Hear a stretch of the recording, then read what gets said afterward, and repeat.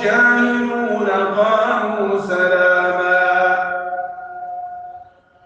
والذين يبيتون لربهم سجدا وقياما والذين يقولون ربنا اصرف عنا عذاب جهنم إن عذابها كان غراما إنها ساءت مستقرا ومقاما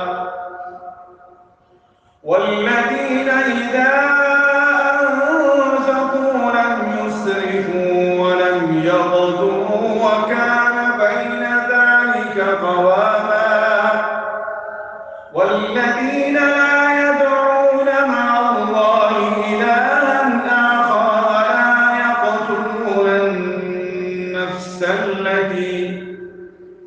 ولا يقتلون النفس التي حرم الله إلا بالحق ولا يزنون ومن يفعل ذلك يلقى أثاما يضاعف له العذاب يوم القيامة ويخلد فيه مهانا إلا من تاب وآمن وعمل عملا صالحا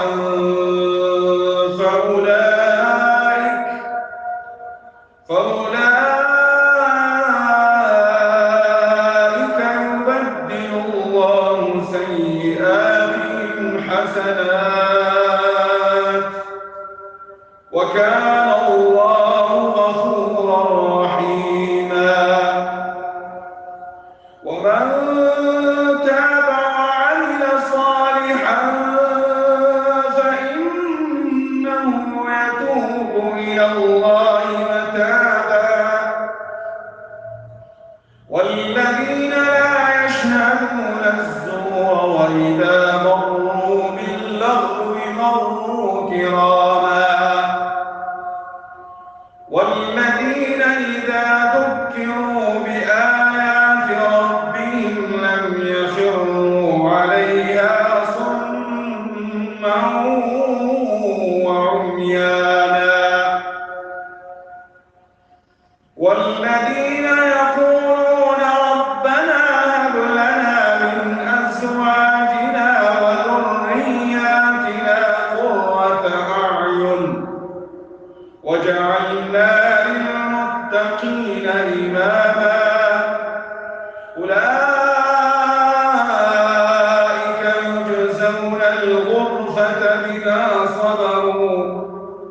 ويلقون فيها تحية وسلاما خالدين فيها حسنت مستقرا ومقاما قل ما يعبأ بكم ربي لولا دعاؤكم فقد كذبتم فسوف يكون لزاما.